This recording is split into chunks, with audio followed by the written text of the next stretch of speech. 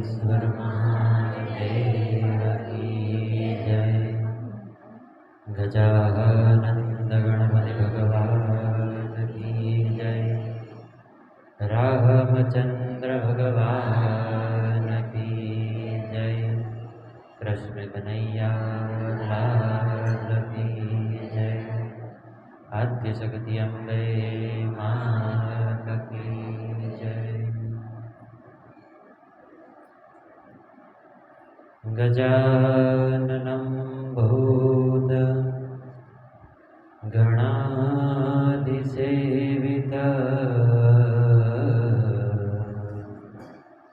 कपितजम्बो फलचारुभक्षणम्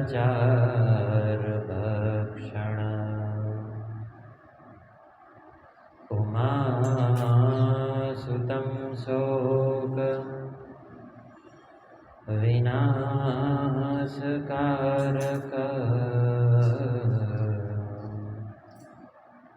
नमामि विघ्नेश्वरपादपङ्कज नमामि विघ्नेश्वरपादपङ्कज। ध्यानमूलं गुरुरमूर्ति पूजामूलं गुरुर्पद मन्त्रमूलं गुरुर्वाक्य मोक्षमूलं गुरुकृपा। शङ्करं शङ्कराचार्यं केशवं बादरायणं शूद्रभास्य कृतो वन्दे भगवन्तो पुनः पुनः।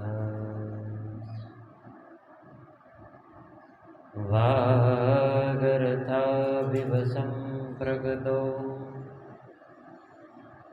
वागर्था प्रतिपत्तये जगत्पितरो वन्दे पार्वती परमेश्वर। वन्दे देवयुमापते सुरगुरु वन्दे जगत्कारण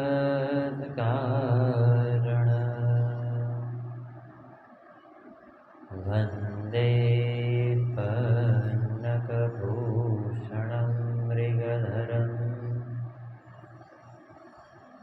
वन्दे पशूनां पतिं वन्दे सूर्यशशाङ्कवहनिनयनं वन्दे मुकुन्दप्रियं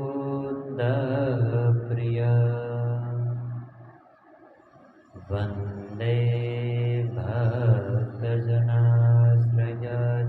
वरदं वन्दे शिवं शङ्करम्। मनोजवं मारुततुल्यवेगं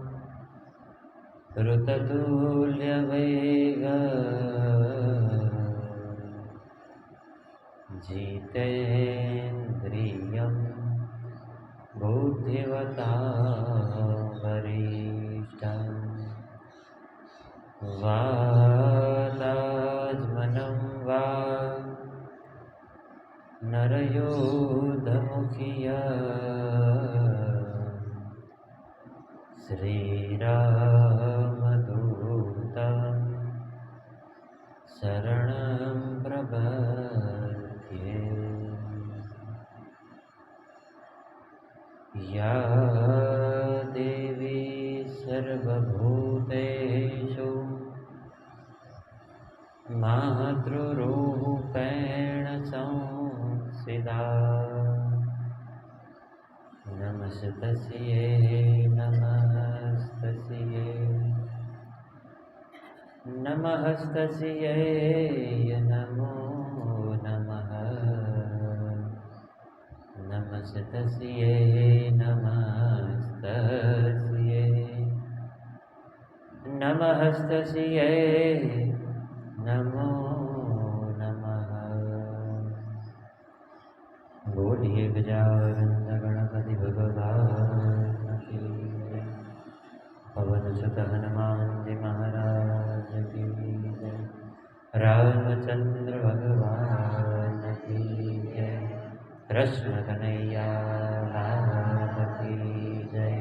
नीलकंठेश्वर महादेव की जय। आद्य शक्ति अम्बे मात की जय। द्वादश ज्योतिर्लिंग भगवान की जय। महाकालेश्वर भगवान की जय। सद्गुरु देव की जय। आजकानंद की जय। ओम नमः पार्वते पतये शिव हर हर महादेव हर।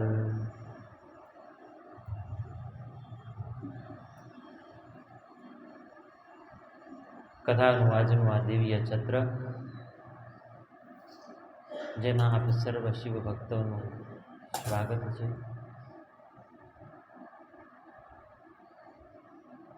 આજનું આ દિવ્ય છત્ર પ્રારંભ કરીએ એ પહેલા નિત્ય ક્રમાનુસાર જેના સાનિધ્યમાં આપણે બેઠા છીએ, જેની કૃપાથી આવું દિવ્ય પુરાણ આપણને શ્રવણ કરવાનો અવસર મળ્યો છે, એવા ભગવાન નીલકંઠેશ્વર મહાદેવના ચરણમાં વંદન કરી અને જેમની કૃપાથી આ પુરાણ આપણી સામે છે એવા ભગવાન વેદવ્યાસજીના ચરણમાં વંદન કરી, ગુરુ મહારાજના ચરણમાં વંદન કરી, ભગવતી સરસ્વતીના ચરણમાં વંદન કરી, માતા પિતાના ચરણમાં વંદન કરી અને આપ સર્વ વધારેલ પરમ શિવ ભક્ત જેમના હૃદય કમળની અંદર વિરાજમાન જ્યોતિ સ્વરૂપ જ્યોતિમાન એવા પરમ શિવ તત્વના ચરણમાં વંદન કરી આજની આ દિવ્ય કથાનો આપણે પ્રારંભ કરીએ। આજની આ દિવ્ય કથા પ્રારંભ કરીએ એ પહેલા આપણી કથાનો જે નિત્ય નિયમ છે એ પ્રમાણે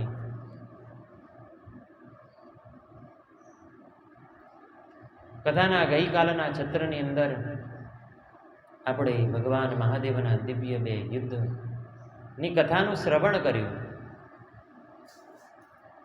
જે તારકાસુર હતા એના 3 પુત્ર જે બ્રહ્માજીના અઘોર તપ દ્વારા જેમને 3 નગરની રચના કરી છે અને ભગવાન પાસે એવું વરદાન માગ્યું છે કે જ્યારે એ 3 નગર એક સાથે વિંધાય એ સમયે જ અમારું મૃત્યુ થાય, એવા વરદાનને માગતા પોતે અમરતા માગી હોય એવો એમના મનની અંદર એક ગ્રંથિ બંધાય છે અને જ્યારે એ નગરનો નાશ કરવાનો જ્યારે યોગ્ય સમય આવ્યો છે ત્યારે ભગવાન મહાદેવ રથ ઉપર સવાર થઈ અને પોતાના અમોઘ બાણ દ્વારા એ 3 નગરનો એક સાથે સર્વનાશ કર્યો છે। અને ભગવાન મહાદેવના બીજા દિવ્ય યુદ્ધ સ્વરૂપે આપણે જાલંધરનું યુદ્ધ પણ જોયું, એની કથા પણ શ્રવણ કરી કે જાલંધર ખૂબ બળવાન હતો, એમના પત્ની વૃંદા જે ખૂબ પતિવ્રતા હતા, ભગવાન વિષ્ણુએ કપટ કરી એમની પતિવ્રતાને તોડી છે અને એ ક્રોધમાં ને ક્રોધમાં વૃંદાએ ભગવાન વિષ્ણુને શ્રાપ આપ્યો છે કે આપ પથ્થર ના થઈ જાઓ. અને ત્યારે ભગવાન વિષ્ણુએ એ વૃંદાની પવિત્રતા જાળવવા માટે પોતાનું પથ્થર સ્વરૂપ શાલિગ્રામ ભગવાનનું સ્વરૂપ એમને ધારણ કર્યું છે. અને જ્યારે વૃંદા એ જાલંધરની ચિતા ઉપર બેસી અને સતી થયા, એમની રાખમાંથી એક સુંદર છોડ ઉત્પન્ન થયો. એ તુલસી સાથે શાલિગ્રામ ભગવાને વિવાહ કરી એની પવિત્રતા જાળવી છે. એવા એ દિવ્ય બે મહાયુદ્ધનું આપણે ગઈકાલની કથામાં પૂર્ણ વૃતાંત સાથે શ્રવણ કર્યું છે. આજના કથાના દિવ્ય છત્રની અંદર નારદ મુનિ બ્રહ્માજીને પ્રશ્ન કરે છે. નારદજી કહે છે કે ભગવાન મહાદેવે અનેક યુદ્ધ કર્યા છે, ભગવાન મહાદેવે અનેક લીલાઓ કરી છે. મેં તો અનેક કથામાં શ્રવણ પણ કર્યું છે કે ભગવાન મહાદેવે પણ ભગવાન વિષ્ણુની સમાન અનેક અવતાર પણ ધારણ કર્યા છે, પણ એ કયા અવતાર છે એનું મને જ્ઞાન નથી. માટે હે પિતામહ બ્રહ્મા, આપ મારા ઉપર દયા કરી, કૃપા કરી ભગવાન મહાદેવના એ દિવ્ય અવતારોનું મારી સામે સંપૂર્ણ વર્ણન કરો. ત્યારે નારદ મુનિના જ્યારે આવો પ્રશ્ન સાંભળી બ્રહ્માજી કહેવા લાગ્યા કે આપનો પ્રશ્ન ઉચિત છે, પણ ભગવાન શિવ તો અજન્મા છે. ભગવાન શિવ અજન્મા છે, એ આદિ છે, અનંત છે. એમને અનેકો કલ્પમાં અનેકો અવતાર ધારણ કર્યા છે, પણ જે દિવ્ય અવતારો એમને ધારણ કર્યા છે અને જે અવતારોનું મને જ્ઞાન છે એવા એ મહા અવતાર, એવા 19 અવતારોનું હું તમને વર્ણન કરું છું. તો આપ કૃપા કરી શાંતિપૂર્વક એ કથાને શ્રવણ કરો. નારદ મુનિ કહેવા લાગ્યા કે ભગવાન મહાદેવે 19 અવતાર ધારણ કર્યા છે. એ 19 અવતાર કયા સ્વરૂપે ધારણ કર્યા છે? આપ પ્રથમ તો મને એ કહો, અને એના બાદ મને એ સર્વ અવતારોનું સંપૂર્ણ વૃતાંત કહો.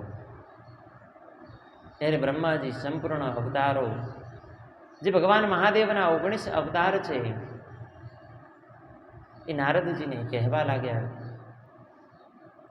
નારદજીને કહેવા લાગ્યા કે પ્રથમ અવતાર એ ભૈરવ અવતાર છે, બીજો અવતાર છે એ વીરભદ્ર અવતાર છે, ત્રીજો અવતાર છે એ બ્રહ્મચર્ય અવતાર છે, ચોથો અવતાર પીપલાદ અવતાર છે, પાંચમો નંદિકેશ્વર અવતાર છે, છઠ્ઠો છે એ અશ્વત્થામા નામે અવતાર છે, નવમો અવતાર, સાતમો અવતાર સર્ભાવતાર છે, અષ્ટમો કહેતા આઠમો અવતાર ગૃહપતિ નામે અવતાર છે, નવમો અવતાર દુર્વાસા ઋષિનો અવતાર છે, 10મો અવતાર ભગવાન હનુમાનજી સ્વરૂપ છે, 11મો અવતાર એ વૃષભ અવતાર છે, 12મો અવતાર એ યતિનાથ અવતાર છે, 13મો અવતાર એ કૃષ્ણ દર્શન અવતાર છે, 14મો અવતાર એ અવધૂત અવતાર છે, 15મો અવતાર એ ભિક્ષુવર્ય અવતાર છે, 16મો અવતાર એ સુરેશ્વર અવતાર છે,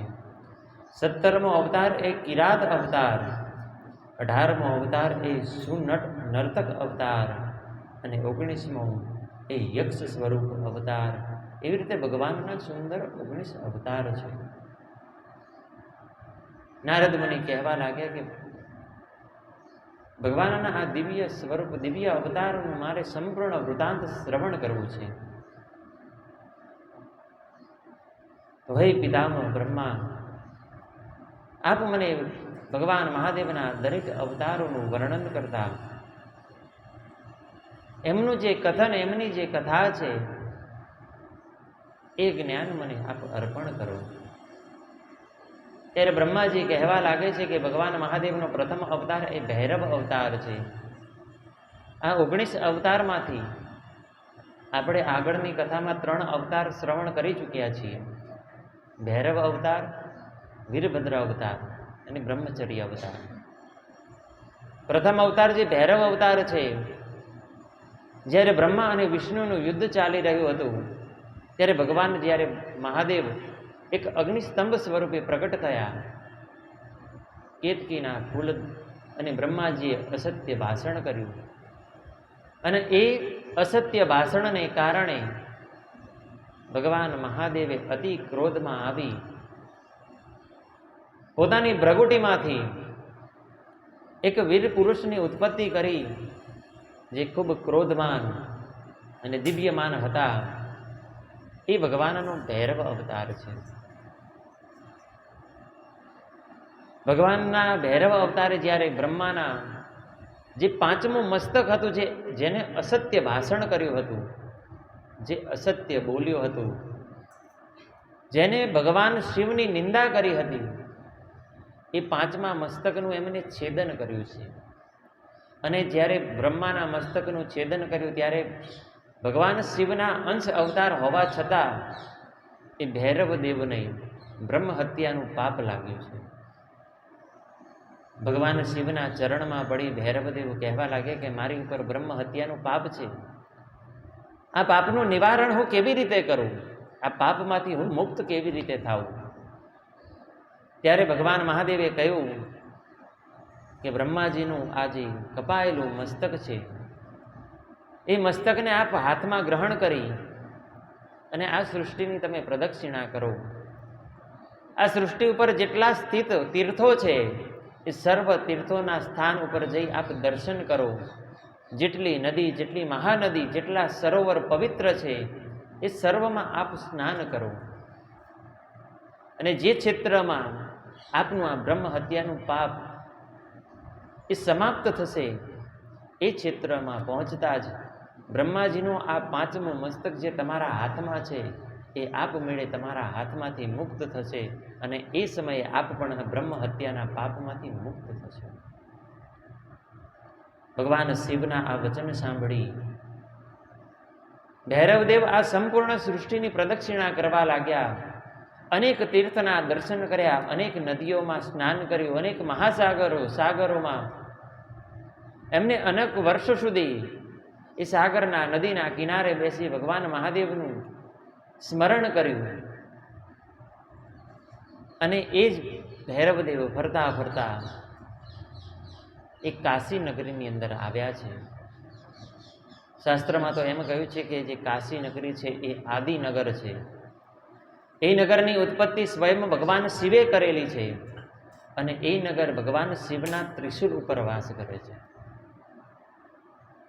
જ્યારે ભગવાન ભૈરવના કાશીનગરની અંદર પ્રવેશ થયા ત્યારે આપમેળે એમના હાથમાંથી બ્રહ્માનું મસ્તક નીચે પડ્યું અને ભગવાન શિવના કહેલ વાક્ય અનુસાર ભૈરવદેવ એ સમયે બ્રહ્મ હત્યાના પાપમાંથી મુક્ત થયા છે. એ વખતે ભૈરવદેવને થયું કે આ સુંદર અને દિવ્ય નગર જે એટલું પવિત્ર છે કે જેના પ્રવેશ કરવા માત્રથી મારું બ્રહ્મ હત્યા જેવું મહાન પાપ દૂર થયું છે, ત્યારે ભગવાન શિવ પાસે આજ્ઞા મેળવી અને ભગવાન ભૈરવ એ કાશી નગરની અંદર સ્થિત થયા છે.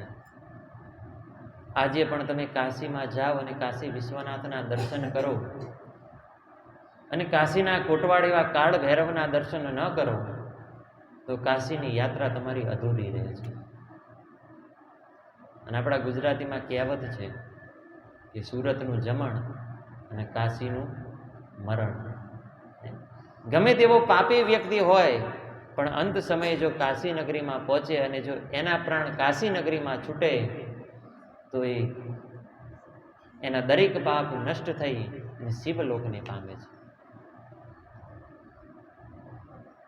ભગવાન ભૈરવ એ કાશીની એ સુંદર નગરીની અંદર, ભગવાન મહાદેવની પ્રિય નગરીની અંદર એ સ્થિત થયા છે.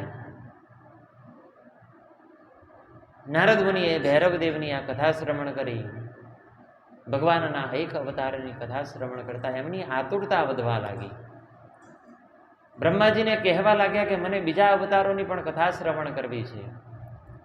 નારદ મુનિએ કહ્યું કે ભગવાન મહાદેવનો બીજો અવતાર છે એ વીરભદ્ર અવતાર છે, જેની કથા પણ આપણે શ્રવણ કરી ચૂક્યા છીએ. જ્યારે ભગવાન મહાદેવ અને મા ભગવતી સતી એ કૈલાસ લોકની અંદર વાસ કરતા હતા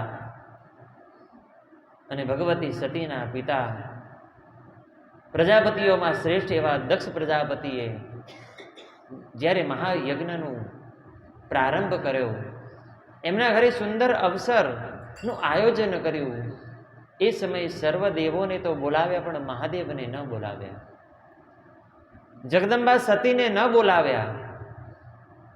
અને જ્યારે આ વાતની જાણ સતીને થઈ, ભગવાન શિવ પાસે સતીએ ખૂબ જીદ કરી છે. અને આપણા શાસ્ત્રમાં 3 જીદ કહી છે.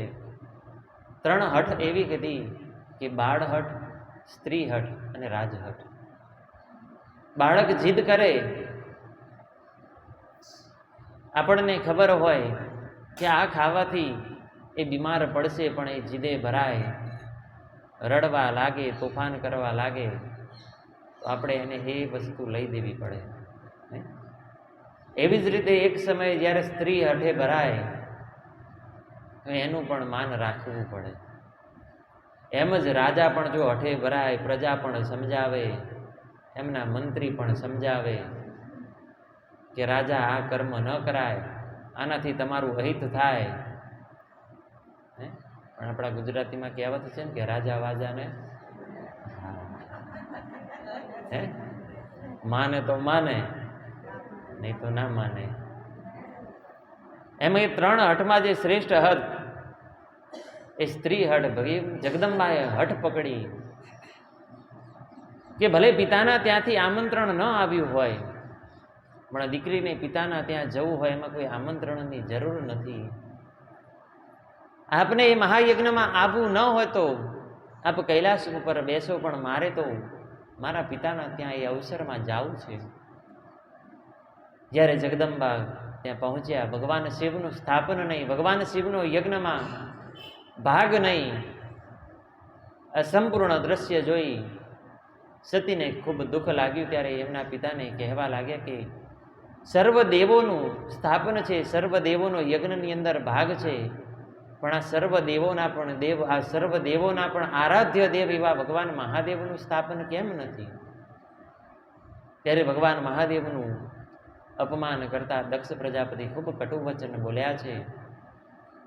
અને જ્યારે એ કટુ વચનને લઈ જગદંબાને ક્રોધ ચડ્યો અને એ ક્રોધને સંપૂર્ણ પોતાના યોગ અગ્નિ વડે પોતાના જમણા પગના અંગૂઠામાં એકત્રિત કરી અને એમાંથી અગ્નિ પ્રગટ કરી અને જગદંબા એ અગ્નિમાં હોમાયા. આ વાતની જાણ જ્યારે ભગવાન મહાદેવને કૈલાસ નગરની અંદર થઈ, ત્યારે ભગવાન મહાદેવે પોતાની જટા ખોલી અને એ જટામાંથી એક ભાગ તોડી અને જ્યારે જમીન પર પછાડ્યો, ત્યારે એમાંથી જે ગણ ઉત્પન્ન થયા એ વીરભદ્ર. એ વીરભદ્ર ગણ એટલા શક્તિશાળી હતા કે ઇન્દ્રાદિક દેવોને પણ દંડિત કર્યા છે. ભગવાન બ્રહ્મા, ભગવાન વિષ્ણુ પણ એમની સાથે યુદ્ધ કરવા આવ્યા, પણ એમને પણ પરાજય કર્યા છે. અને સર્વને પરાજય કરતા અંતે દક્ષ પ્રજાપતિનું મસ્તક છેદન કરી અને એ મસ્તકને યજ્ઞકુંડની અંદર આહુતિ આપી છે અને એ યજ્ઞનો એમને વિધ્વંસ કર્યો છે. ભગવાનના આ બીજા અવતારના દર્શન આપણે કરી ચૂક્યા છીએ. બ્રહ્માજીએ કહ્યું કે ભગવાનનો એવો દિવ્ય અવતાર, એવો ત્રીજો અવતાર એ છે બ્રહ્મચારી અવતાર. બ્રહ્માજી કહેવા લાગ્યા કે જ્યારે સતીએ પોતાના શરીરનો, પોતાના દેહનો ત્યાગ કર્યો અને પરાશક્તિની અંદર વિલીન થયા, અને એ પરાશક્તિનું જ્યારે પર્વતરાજ હિમાલય અને મેનાએ તપ કર્યું, ત્યારે સાક્ષાત જગદંબા એમના ત્યાં પાર્વતી સ્વરૂપે પધાર્યા. અને જ્યારે એ પાર્વતી દેવીની યોગ્ય ઉંમર થઈ અને જ્યારે એમની નીતિ હતી, એમની જે નિયતિ હતી, એમના ભાગ્યમાં જે લખેલું હતું, એ સમય અનુસાર એમના મનની અંદર તપ કરવાની એમને ઈચ્છા જાગૃત થઈ એટલે વનની અંદર જઈ ભગવાન મહાદેવને પોતાના પતિ તરીકે મેળવવા માટે એ પાર્વતી દેવીએ તપ કર્યું છે. અને એ તપના અનેક વર્ષો વીત્યા છે. ત્યારે પાર્વતી દેવીનું મનોબળ કેટલું દ્રઢ છે, એમનું તપોબળ કેટલું દ્રઢ છે, એની પરીક્ષા કરવા માટે ભગવાન શિવ બ્રહ્મચર્ય અવતારે આવ્યા છે. એની કથા પણ આપણે શ્રવણ કરી હતી કે બ્રાહ્મણના વેશે ભગવાન શિવ આવ્યા. એ પાર્વતી દેવીને કહેવા લાગ્યા કે આપનું જે આ કઠોર તપ છે, ઇન્દ્રાદિક દેવો પણ રાજી થાય કે ન થાય, પણ હું બ્રહ્મચર્ય બ્રાહ્મણ છું, મેં આ જીવન બ્રહ્મચર્યનું પાલન કર્યું છે, હું આપના દિવ્ય તપથી પ્રસન્ન થયો છું. દેવી, આપના મનની અંદર જે વાંશિક ફળ હોય આપ માગો. આપની ઈચ્છા હોય તો ઇન્દ્રાદિક દેવ સાથે આપના વિવાહ કરાવું. આપને અપાર સંપદા જોતી હોય તો આપને અપાર સંપદા પણ આપું. ત્યારે દેવી કહે છે કે મેં આ તપ ભગવાન મહાદેવને મેળવવા માટે કર્યું છે. ત્યારે બ્રહ્મચર્ય અવતારે પધારેલ ભગવાન મહાદેવ કહે છે કે ભગવાન શિવ, ભગવાન મહાદેવ, અરે એ તો અઘોર સ્વરૂપ છે, એમનું તમે વર્ણન કરો. અમંગળ એમનો દેખાવ છે, કૈલાસના શિખર ઉપર રહે છે, રહેવા માટે કોઈ નગર પણ નથી, એમની પાસે કોઈ સંપદા પણ નથી, સુંદર વસ્ત્ર પણ નથી, અરે પહેરવા આભૂષણ પણ નથી. આભૂષણના સ્વરૂપે એ નાગને ધારણ કરે છે. એવા પતિને પામવા તમે આવું કઠોર તપ કરો છો? એના કરતા તો અનેક ગણા સુંદર, અનેક ગણા વૈભવશાળી હું તમે માંગો એવા પતિ સ્વરૂપે તમને પુરુષની હું ઉત્પત્તિ કરી અને આપની સાથે વિવાહ કરાવું. એ ભગવાન શિવે એ પાર્વતીની પરીક્ષા કરવા માટે એ બ્રહ્મચારી બ્રાહ્મણનું સ્વરૂપ ધારણ કર્યું અને પોતાના તપની દ્રઢતા જ્યારે પાર્વતી દેવીએ બતાવી ત્યારે એમને આશીર્વાદ આપી અને ભગવાન શિવ જે બ્રહ્મચાર્ય અવતારે હતા એ અંતર ધ્યાન થયા છે.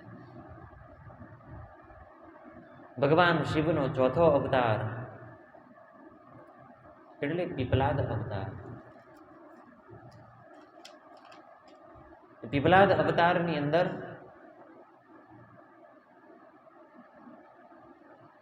મહાભારતમાં પણ આ કથાનો ઉલ્લેખ છે કે જ્યારે મહાપરાક્રમી અને મહાબળવાન એવા વૃતાસુર નામના અસુરનો જ્યારે વધ કરવાનો હતો, દરેક દેવો પોતાના સમગ્ર શસ્ત્ર એ વૃતાસુર ઉપર પ્રહાર કરી ચૂક્યા હતા, પણ એ વૃતાસુરનો નાશ ન થયો. ત્યારે બ્રહ્માજીએ કહ્યું કે અનેક વર્ષોના ભગવાન શિવની ઉપાસનાથી પરમ શિવ તત્વમાં વિલીન થયા છે એવા દધીચી ઋષિ, જેને પોતાના યોગ બળ દ્વારા, પોતાની તપશ્ચર્યા દ્વારા પોતાના શરીરના સંપૂર્ણ અસ્થિ કહેતા સંપૂર્ણ હાડકા એ વજ્રના બનાવ્યા છે. જો આપ એ દધીચી ઋષિ પાસે જાઓ અને એમની પાસે એમના ચરણમાં જઈ વિનંતી કરો અને એ પોતાના દેહનો ત્યાગ કરી પોતાના શરીરના હાડકા જો તમને અર્પણ કરે અને એ અસ્થિમાંથી તમે વજ્ર દંડનું તમે નિર્માણ કરો અને એના પ્રહાર દ્વારા આપ વૃતાસુરનો અંત કરો, ત્યારે સર્વાધિક દેવો દધીચી ઋષિ પાસે આવે છે, એમને વિનંતી કરે છે. ત્યારે ભગવાન શિવની મનની અંદર ઉપાસના કરી એક રમણીય ગુફાની અંદર દધીચી ઋષિ પોતાના દેહનો ત્યાગ કરે છે અને આ દેહને શિવની અંદર વિલીન કરે છે. જ્યારે દધીચી ઋષિ પોતાના દેહનો ત્યાગ કરે છે ત્યારે એમના જે વધેલા હાડકા હોય છે એમાંથી ઇન્દ્રાદિક દેવોએ વજ્રનું નિર્માણ કર્યું છે અને એ વજ્રના પ્રહાર દ્વારા વૃતાસુરનો અંત કર્યો છે. પણ આ વાતની જાણ જ્યારે એમના પત્ની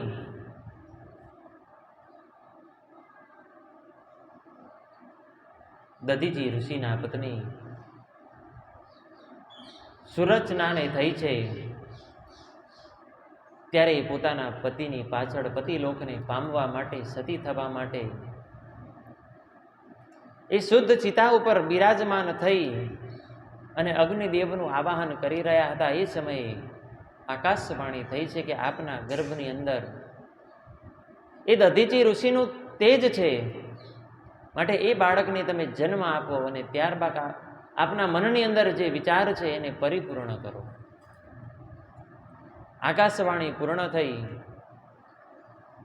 એટલે જે ચિતા ઉપર બેઠા હતા એ ચિતા ઉપરથી નીચે ઉતરી અને સુરચના દેવીએ ત્યાં પડેલ એક તીક્ષ્ણ ધારવાળા પથ્થર દ્વારા પોતાનું પેટ ચીરી અને બાળકને બહાર કાઢી અને ત્યાં બાજુમાં ઉપસ્થિત એક પીપળાના ઝાડ નીચે એ બાળકને બિરાજમાન કરી અને કહેવા લાગ્યા કે અનેક વર્ષ સુધી આ પીપળાના ઝાડ નીચે તું તપ કરજે અને અનેક લોકોનું તું કલ્યાણ કરજે.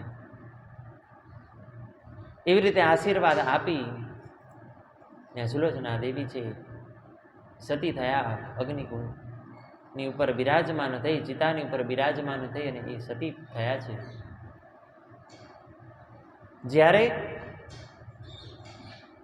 એ બાળક ધીમે ધીમે મોટું થવા લાગ્યું, ઇન્દ્રાદિક દેવોને જ્યારે જાણ થઈ ત્યારે એ બાળકને આશીર્વાદ આપી અને એ પીપળાના વૃક્ષ નીચે જ્યારે એ બાળક અનેક વર્ષ સુધી એને તપ કર્યું છે, 16 વર્ષની ઉંમરે જ્યારે બાળકને ઇન્દ્રાદિક દેવો પ્રસન્ન થયા છે, ત્યારે એને ઇન્દ્રાદિક દેવોને પ્રશ્ન કર્યો કે હું જ્યારે ગર્ભમાં હતો મેં એવા તો કયા અપરાધ કર્યા હશે કે હું ગર્ભમાં હતો ત્યારે મારા પિતા મૃત્યુ પામ્યા, એ ભગવાન શિવની અંદર વિલીન થયા અને મને જન્મ આપતાની સાથે મારી માતા નું પણ મૃત્યુ થયું. એવા તો મારા કયા અપરાધ હશે, મને કયા અપરાધનો આવો દંડ મળ્યો છે? ત્યારે ઇન્દ્રાદિક દેવો કહેવા લાગ્યા કે આ સર્વ એ શનિની ગતિ છે, માટે આપ ભગવાન શનિને મળો. શનિદેવને ઉપાસના કરી અને એમનું આવાહન કર્યું છે. ત્યારે એ પીપલાદે એ શનિદેવને કહ્યું છે કે આપ મારા વચને બંધાવ કે જન્મથી લઈ 16 વર્ષના બાળક સુધી આપની દ્રષ્ટિ એ બાળક ઉપર પડશે નહીં. ત્યારે શનિદેવ કહેવા લાગ્યા કે જેના જેવા કર્મ હોય એવું એને ફળ ભોગવવું પડે, એમાં કોઈ ઉંમરનો બાદ ન હોય. ત્યારે એ પીપલાદને ક્રોધ આવ્યો છે અને જે ઋષિમુનિઓ આપે અનેક ચિત્રમાં પણ જોયું હશે કે ઋષિમુનિ જ્યારે તપ કરવા માટે બેસે ત્યારે પોતાનો હાથ એક લાકડાની ઘોડી ઉપર રાખે.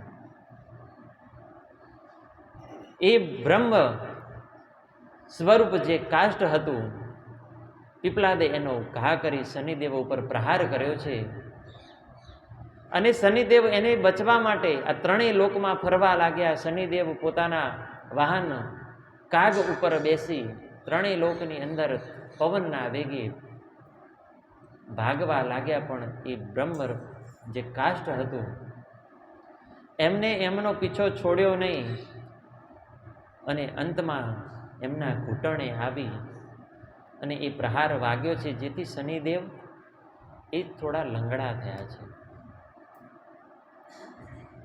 અને આ પ્રહારને લઈ એ શનિદેવ છે એ પીપલાદના સ્વરૂપને જાણી ગયા કે આ બાળક એ સામાન્ય બાળક નથી, પણ કોઈ દિવ્ય તેજમાન, એની અંદર કોઈ તેજ સમાવિત છે. ત્યારે શનિદેવ એ પીપલાદ નામના બાળકની પાસે આવી અને ક્ષમા માગી કહેવા લાગ્યા કે હું આપના દિવ્ય દર્શનને જાણી ન શક્યો, આપ મારી ઉપર આશીર્વાદ રાખો અને હું આપને વચન આપું છું કે જન્મથી લઈ અને 16 વર્ષની આયુ થશે ત્યાં સુધી દરેક બાળકની, ત્યાં સુધી એ બાળકની ઉપર મારી જે દ્રષ્ટિ છે એ દ્રષ્ટિ પડશે નહીં. એવી રીતે કહી અને શનિદેવ પણ અંતર ધ્યાન થયા છે.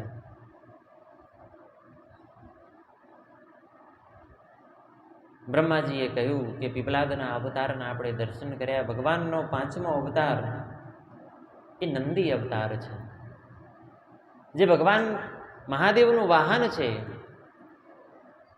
એ સ્વયં ભગવાન મહાદેવનો જ અંશ છે. એક સમયે સંતાનની પ્રાપ્તિ માટે શિલાદ મુનિએ ઇન્દ્રાદિક દેવોનું મનની અંદર ધ્યાન કરી અનેક વર્ષોની તપશ્ચર્યા કરી છે. અનેક વર્ષોના તપ બાદ જ્યારે શિલાદ મુનિના તપથી પ્રસન્ન થઈ ઇન્દ્રદેવ એ શિલાદ મુનિ સામે પ્રગટ થયા, ત્યારે શિલાદ મુનિને કહેવા લાગ્યા કે આપના મનની અંદર જે વિચાર હોય એ મારી સામે પ્રગટ કરો. ત્યારે શિલાદ મુનિએ કહ્યું કે મારે એક પુત્ર જોઈએ છે, જે પુત્રનો જન્મ અયોની હોય અને જેનો મૃત્યુ ન હોય એવા પુત્રની મને પ્રાપ્તિ કરાવો. ઇન્દ્રદેવ કહેવા લાગ્યા કે આપને સંતાન જોઈતો હોય, આપને પુત્ર જોઈતો હોય તો એવો પુત્ર હું તમને અર્પણ કરી શકું, પણ આપ જે વચન કહો છો હું તમને પુત્ર તો અર્પણ કરી શકું, પણ જેનો જન્મ યોનિ માર્ગ દ્વારા થયો હોય અને જેનું મૃત્યુ નિશ્ચિત હોય. કારણ કે આ સમગ્ર બ્રહ્માંડની અંદર સર્વનું મૃત્યુ છે, નિશ્ચિત છે. બ્રહ્મા, વિષ્ણુ, ઇન્દ્રાદિ સર્વદેવો એ મૃત્યુને આધીન છે. આપને જો મૃત્યુથી રહિત કોઈ પુત્ર જોઈતો હોય, આપને જો મૃત્યુહીન પુત્રની પ્રાપ્તિ કરવી હોય તો આપ ભગવાન મહાદેવની ઉપાસના કરો. એટલું કહેતા ઇન્દ્ર એ અંતર ધ્યાન થયા અને આ શિલાદ મુનિએ ભગવાન શિવની ઉપાસના કરી છે. અને ભગવાન શિવની ઉપાસના કરી અનેક વર્ષો બાદ જ્યારે ભગવાન મહાદેવ એમના ઉપર પ્રસન્ન થયા છે, ત્યારે ભગવાન મહાદેવ પાસે એમ માગવા લાગ્યા કે ભગવાન, અનેક વર્ષોની તપ બાદ મારા મનની અંદર એક અભિલાષા છે કે મને એક પુત્ર થાય જે આપ સમાન હોય, જેનો જન્મ અયોની હોય અને જે મૃત્યુહીન હોય, એવો મને એક દિવ્ય પુત્ર આપ પ્રદાન કરો. ત્યારે ભગવાન મહાદેવ કહે છે કે આપની મનની અભિલાષા પૂર્ણ થશે. આપને એક પુત્રની પ્રાપ્તિ થશે જે અયોની, જેની ઉત્પત્તિ હશે અને જેનો મૃત્યુ પર વિજય હશે, જે મૃત્યુહીન પણ હશે. એમ કહેતા ભગવાન મહાદેવ એ શિલાદ ઋષિને આશીર્વાદ આપી અને અંતર ધ્યાન થયા છે.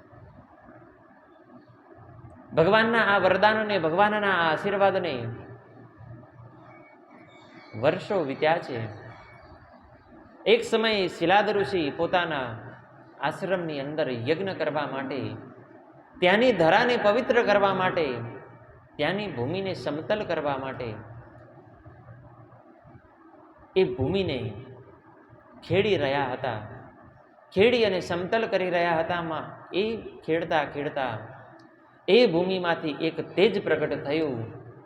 ને જ્યારે શિલાદ ઋષિએ તેજની પાસે જઈ અને જોવા લાગ્યા તો ત્યાં એક સુંદર તેજમાન બાળક હતું. અને ભગવાને જેમ કહ્યું હતું એમ શિલાદ મુનિએ એ બાળકનું નામ નંદી રાખ્યું છે. અને જ્યારે નંદી મોટા થયા, અનેક વર્ષોના તપ બાદ એમ પણ ભગવાન મહાદેવની ઉપાસના કરી ભગવાન મહાદેવને પ્રાપ્ત થયા છે.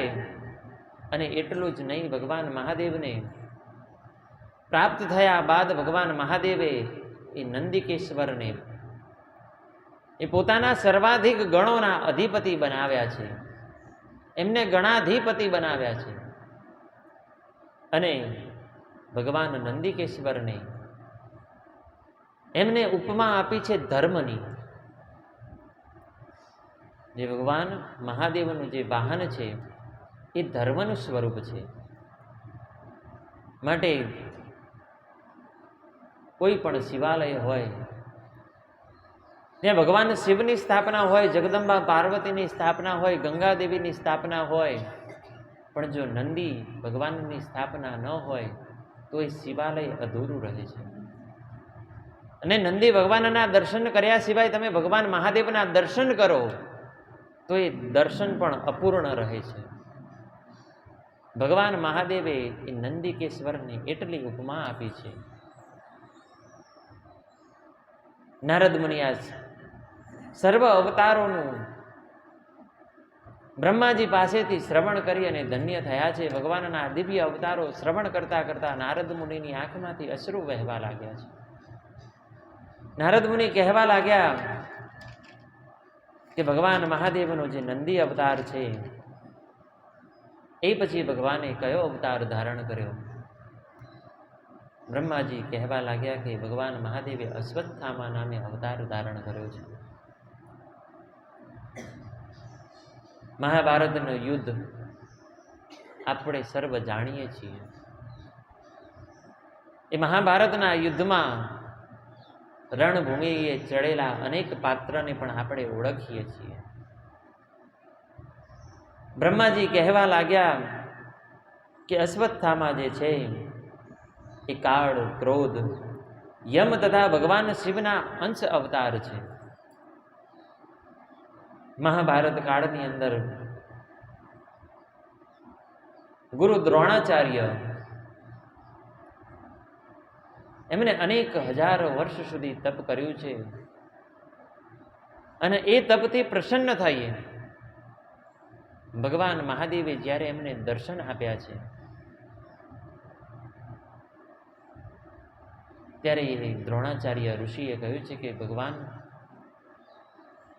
મને એક અયોની પુત્ર આપ અર્પણ કરો, જેના આપના અંશ સ્વરૂપે એ પુત્ર મારા ઘરે જન્મ ધારણ કરે.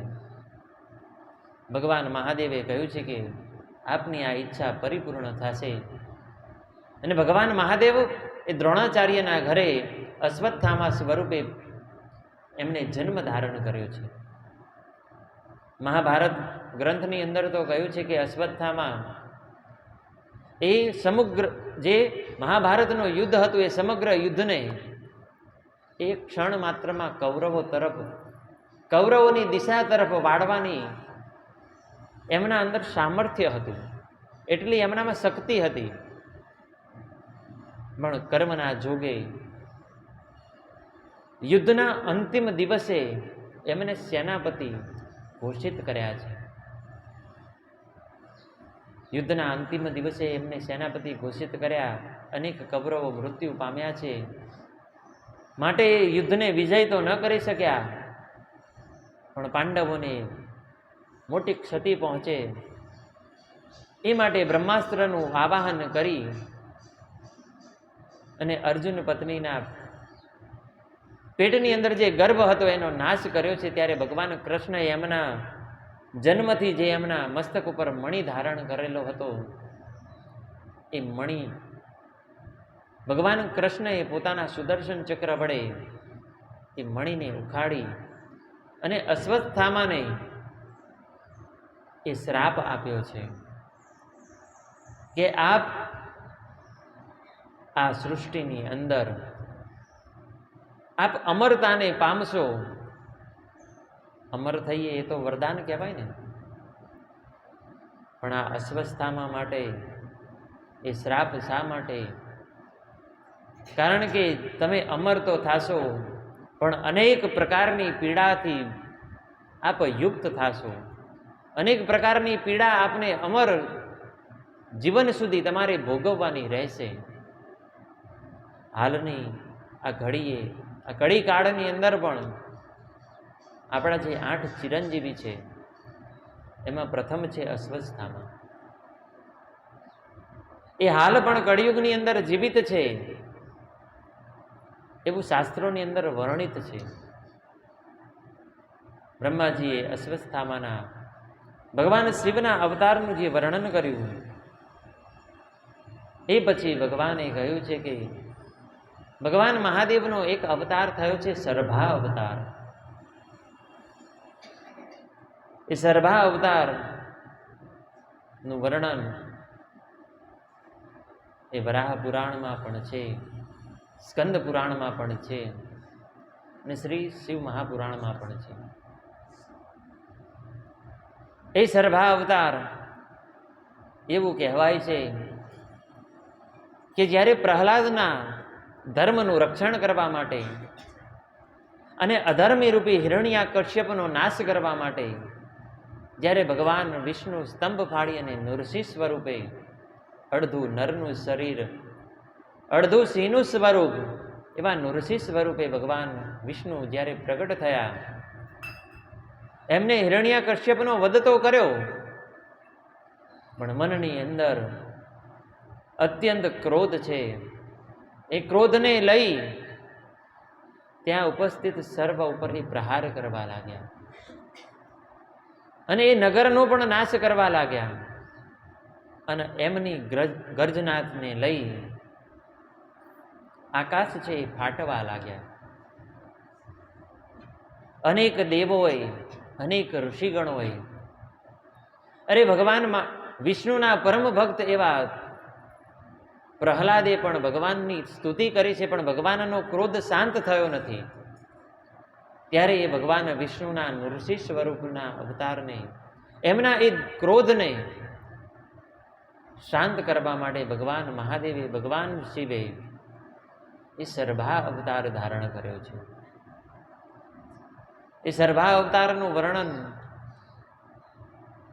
શિવ મહાપુરાણમાં એવી રીતે કરેલું છે કે 8 પગ વાળું એક પક્ષી, એ સર્ભા પક્ષી કે જેની શક્તિ એ સિંહ કરતાં પણ વધારે છે. સિંહ કરતાં જ શક્તિ જો વધારે હોય તો જ એ નરસિંહ ઉપર પોતાની શક્તિના પ્રહાર દ્વારા એમને વશ કરી શકે. એવું ભગવાન મહાદેવે દિવ્ય અવતાર એ સર્ભા અવતારે પ્રગટ થયા છે. એમને પણ ભગવાન નરસિંહની સ્તુતિ કરી છે, પણ ક્રોધમાં ને ક્રોધમાં જ્યારે નૃસિંહ ભગવાને મહાદેવની આ સર્ભા અવતારની સ્તુતિ ન સાંભળી ત્યારે પરસ્પર બંને અવતાર યુદ્ધે ચડ્યા છે. અને ભગવાન મહાદેવનો જે સર્ભા અવતાર છે એ પોતાના પગમાં, પોતાની બાહમાં એ નૃસિંહ અવતારને જકડી અને આકાશ માર્ગે ગયા છે. અને જ્યાં સુધી નૃસિંહ ભગવાનનો ક્રોધ શાંત નથી થયો અને ભગવાન પોતાના મૂળ સ્વરૂપમાં નથી આવ્યા ત્યાં સુધી એમને પોતાના એ પંજાની અંદર એમને જકડી રાખ્યા છે. એવો એ દિવ્ય અવતારનું પૂજન સ્વયં ભગવાન વિષ્ણુએ નરસિંહ અવતારે પણ કર્યું છે અને પોતાના મૂળ સ્વરૂપે આવી અને વિષ્ણુ સ્વરૂપે પણ ભગવાને સર્ભા અવતારનું પૂજન કર્યું છે. એવો એ દિવ્ય અવતાર બ્રહ્માજી કહેવા લાગ્યા કે ભગવાન શિવનો એક અવતાર છે એ ગૃહપતિ નામે પણ છે. એક સમયે નર્મદાના તટે ધર્મપુર નામનું એક સુંદર નગર છે. ત્યાં વિશ્વાનર તથા એમના ધર્મપત્ની શુચિયસ્મતી બંને રહેતા હતા. એ બંનેને અનેક વર્ષોથી પુત્રની કામના હતી, પણ કોઈના કોઈ યોગે એમને સંતાન ન હતું. માટે એ વિશ્વાનરે ભગવાન શિવની એક સુંદર શિવલિંગની સ્થાપના કરી છે. એ વીરેશ નામના એમને શિવલિંગની સ્થાપના કરી અનેક વર્ષો સુધી એમને એ ભગવાનનું તપ કર્યું છે. અને એ તપને બળે લઈ ભગવાન મહાદેવ એમના ઉપર પ્રસન્ન થયા છે અને જ્યારે ભગવાન મહાદેવ પ્રસન્ન થયા ત્યારે એ વિશ્વાનરે ભગવાન શિવ પાસે માગ્યું છે કે આપ મારા ઘરે પુત્ર થઈ અને પધારો. ત્યારે ભગવાન મહાદેવે એના ઘરે ગૃહપતિ સ્વરૂપે એમને જન્મ ધારણ કર્યો છે અને અનેક લીલાઓ ભોગવી અનેક જ્ઞાનને પ્રાપ્ત થઈ. એ ગૃહ લીલા અંતે ભગવાન શિવની અંદર વિલીન થયા છે. ભગવાન શિવનો 9મો અવતાર એવો દુર્વાસા ઋષિનો અવતાર.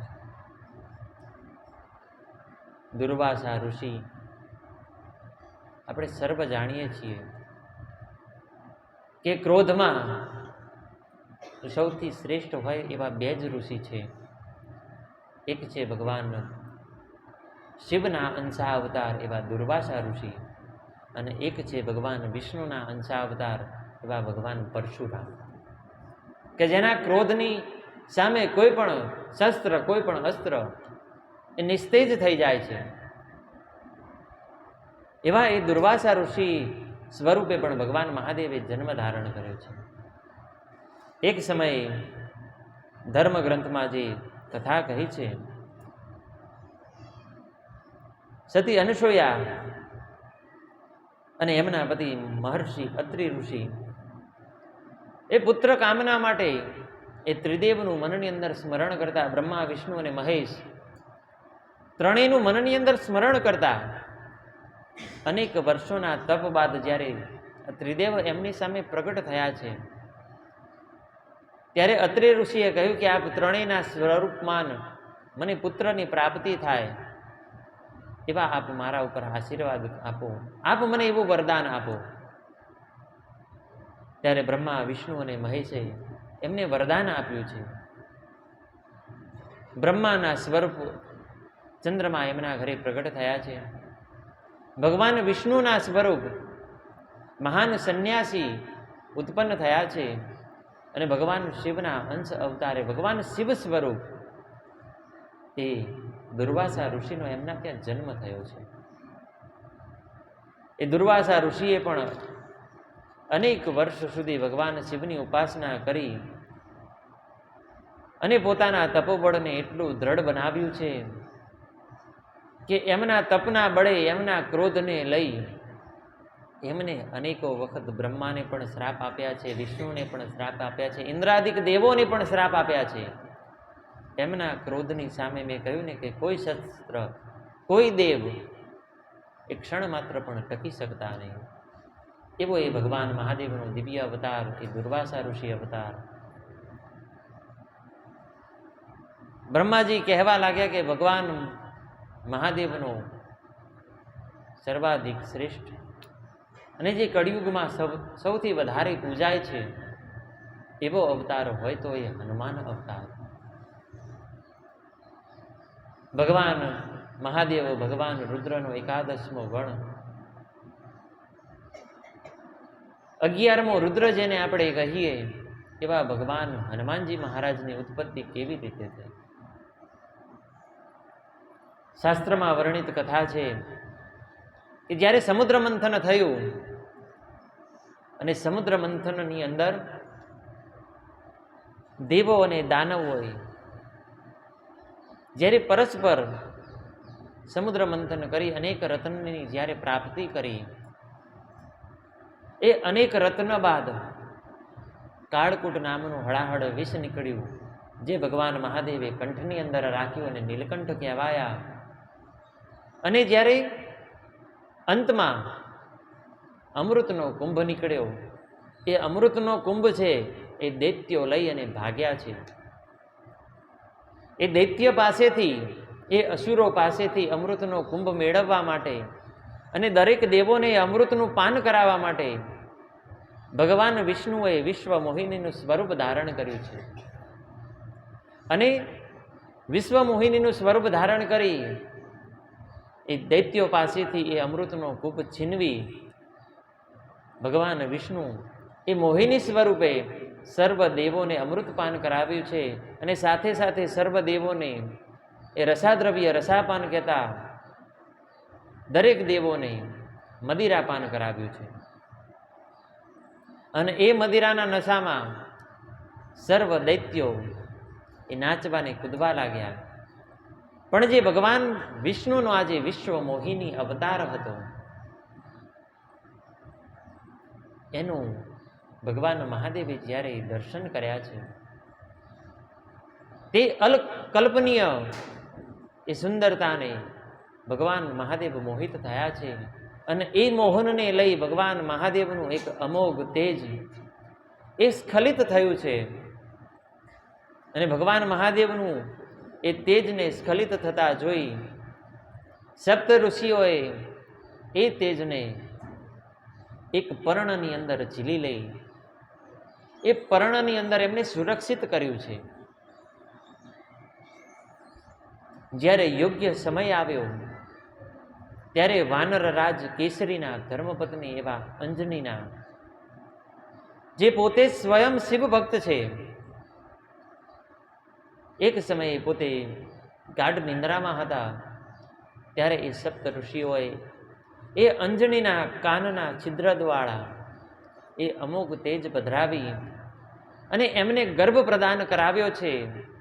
એ ભગવાન શિવના અમોઘ તેજ દ્વારા ઉત્પન્ન થયેલ જે પુત્ર છે એ ભગવાન હનુમાનજી મહારાજ છે.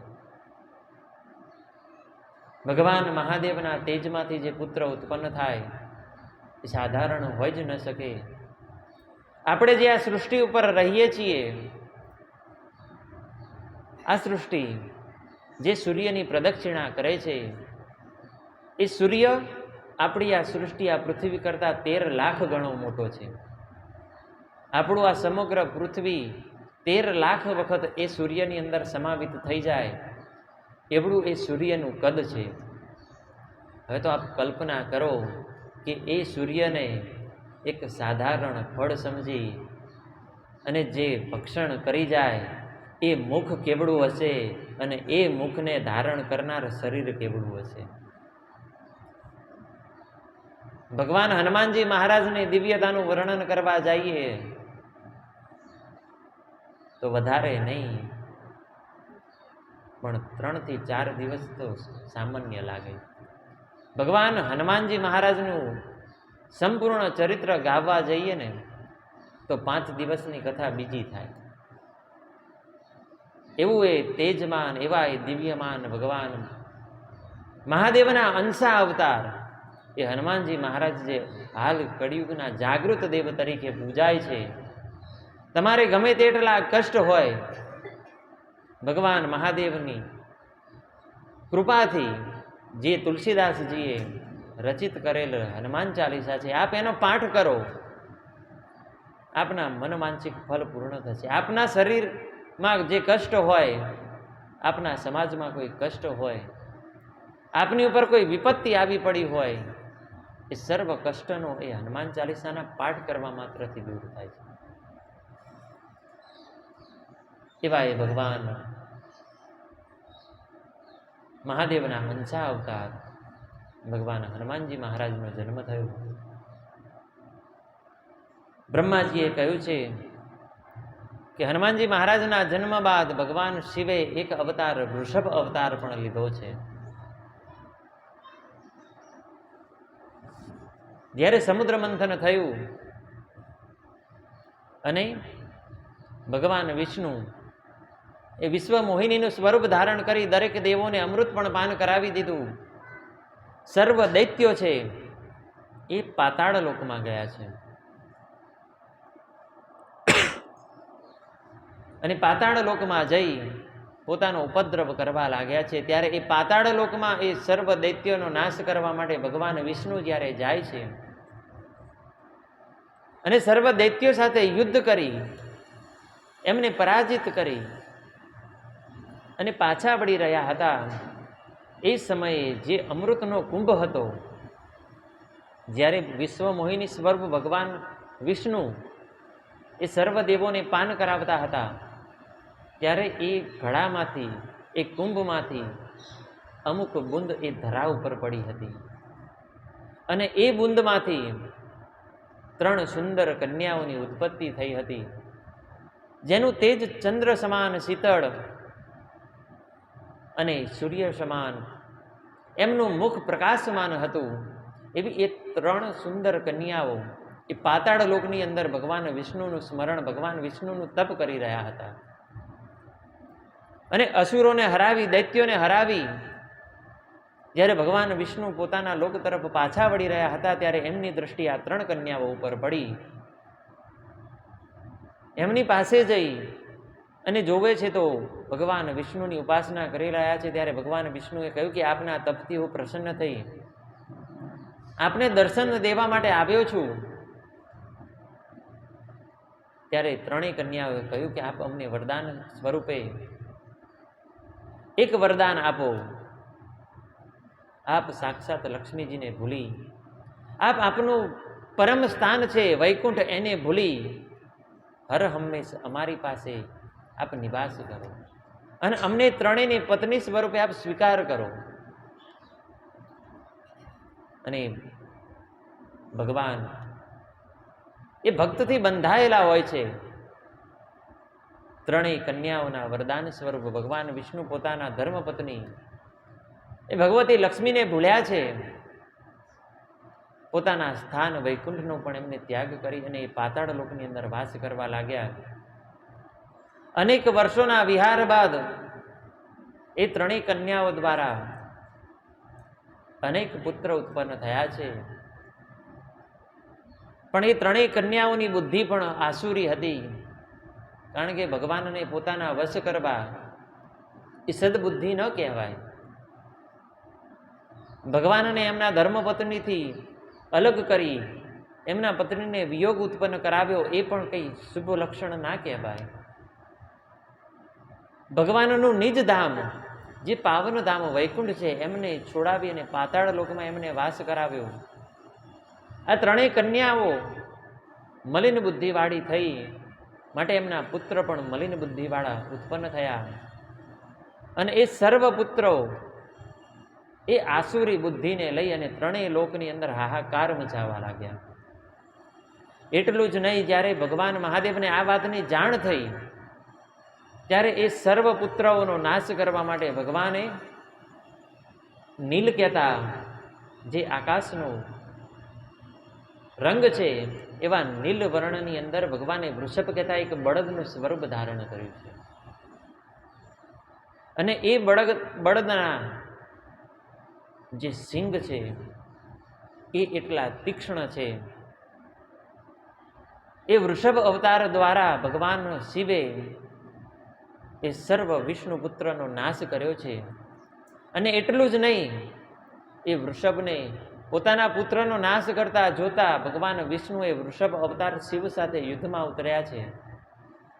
પણ વૃષભના અનેક પ્રહારથી ભગવાન વિષ્ણુને અનેક ઈજાઓ થઈ છે. અને એમને ઈજાઓ થઈ ત્યારે ભગવાન શિવે પોતાનું મૂળ સ્વરૂપમાં દર્શન આપી અને કહેવા લાગ્યા કે આપ કામનામાં એટલા મોહિત થયા કે આપ પોતાના પત્નીને ભૂલ્યા, પોતાના ધામને ભૂલ્યા. અરે એટલું જ નહીં, આપ પોતાના આરાધ્ય દેવને પણ ભૂલ્યા. આપ મોહને ઉપર વશ થવા વાળા છો, પણ આપ પોતે મોહને આધીન થઈ અને સર્વત્રનો ત્યાગ કરી અને આપના આરાધ્ય દેવ ઉપર આપે પ્રહાર કર્યો. જ્યારે ભગવાન મહાદેવને મૂળ સ્વરૂપે જોયા, નંદી આદિ દેવોએ 3 કન્યાઓને પ્રાર્થના કરી કે આપનું વરદાન છે એ પાછું માગો, તો જ ભગવાનને જે એમની બુદ્ધિ ગઈ છે એ મતિ પાછી મળશે. 3 કન્યાઓએ પોતાનું વરદાન પાછું લીધું. ભગવાન વિષ્ણુને સભાનતા થઈ, ભગવાન શિવના ચરણમાં પડી ક્ષમા યાચના કરવા લાગ્યા છે. પણ ભગવાન શિવ તો કરુણાના દાતાર છે, દયાના દાતાર છે. એટલે ભગવાન શિવે ભગવાન વિષ્ણુને ક્ષમા અર્પણ કરી અને પુનઃ એમને વૈકુંઠમાં વાસ કરાવ્યો છે. અને જે 3 કન્યાઓ હતી એમનો પણ વૈકુંઠની અંદર વાસ કરાવી, એમનો પણ મોક્ષ કરાવ્યો છે. ભગવાન વિષ્ણુના એ અસુરરૂપી પુત્રનો નાશ કરવા ભગવાન શિવે આ વૃષભ અવતાર ધારણ કર્યો. ભગવાનનો બીજો અવતાર એ યતિનાથ અવતાર છે. યતિનાથ અવતાર એક સમયે ભગવાન આ સૃષ્ટિની પ્રદક્ષિણા કરવા માટે નીકળ્યા છે. એ સમયે ભગવાન આહુક અને આહુકા એવા બે ભીલ જાતિના જે દાંપત્ય હતા, એ દંપતીના ઘરે ભગવાન વિશ્રામ કરવા માટે રોકાય છે. ઘર નાનું છે માટે જે આહુક છે એ ભગવાનને અંદરના કક્ષની અંદર વિશ્રામ કરવા માટે એમને સુવડાવી અને એમની રક્ષા માટે એમના દ્વારપાળ બની અને એમના દ્વારની પાસે તીર કમાન લઈ પોતાના શસ્ત્ર લઈ અને ઊભા છે. રાત્રિ દરમિયાન કોઈ વન્ય પશુ દ્વારા, વન્ય પ્રાણી દ્વારા એ આહુકનો શિકાર થયો છે અને આહુક મૃત્યુ પામ્યો છે. આહુકનો મૃતદેહ જોતા એમના ધર્મપત્ની આહુકા એ વિલાપ કરવા લાગ્યા છે. વિયોગમાં ને વિયોગમાં માથા પછાડવા લાગ્યા છે. ત્યારે ભગવાન યતિનાથ પોતાના મૂળ સ્વરૂપ ભગવાન શિવના દર્શન આપી એમને કહ્યું છે કે આપ આમની પાછળ જ્યારે સતી થાશો, આપ બંનેનો જ્યારે પુનઃજન્મ થશે ત્યારે પણ આપ બંને પતિ પત્ની સ્વરૂપે હશો. એવા એ બંને જણાને આશીર્વાદ આપી અને ભગવાન અંતર ધ્યાન થયા છે. એ આ ભગવાન મહાદેવનો યતિનાથ અવતાર છે. ભગવાનનો કૃષ્ણ દર્શન અવતાર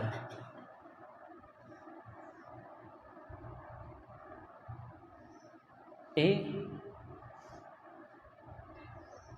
જે શ્રાદ્ધ દેવ છે એમની 9મી પેઢીએ નભગ નામના રાજા થયા છે.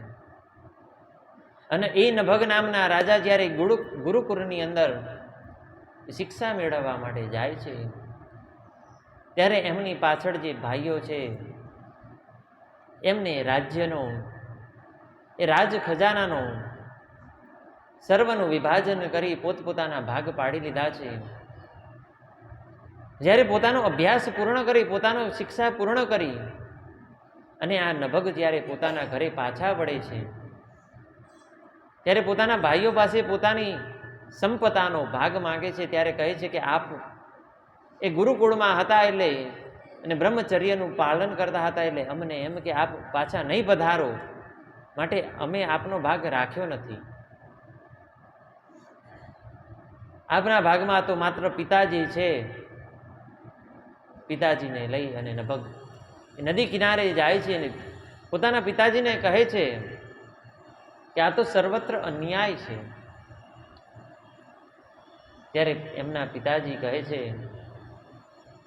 કે આ નદીના કિનારે અનેક બ્રાહ્મણો એ અનેક દિવસોના યજ્ઞાદિક કર્મ કરે છે, પણ એમના યજ્ઞ પૂર્ણ થતા નથી. કારણ કે એમને પૂર્ણ વેદનું જ્ઞાન નથી.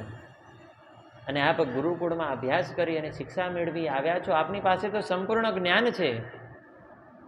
તો હે નભગ, હું આપને આજ્ઞા કરું છું કે એ બ્રાહ્મણો પાસે જઈ એમનો યજ્ઞનું તમે પૂર્ણ કરાવો. જો આપ એમનો યજ્ઞ પૂર્ણ કરાવશો તો આશીર્વાદ રૂપી એ સર્વ બ્રાહ્મણોને સ્વર્ગની પ્રાપ્તિ થશે. અને જો એમને સ્વર્ગની પ્રાપ્તિ થશે તો એ યજ્ઞ દ્વારા બચેલું જે ધન છે એ સંપૂર્ણ એ તમને અર્પિત કરી અને સ્વર્ગમાં જશે. પિતાશ્રીના આવા વચન સાંભળી નદી કિનારે બ્રાહ્મણો પાસે જાય છે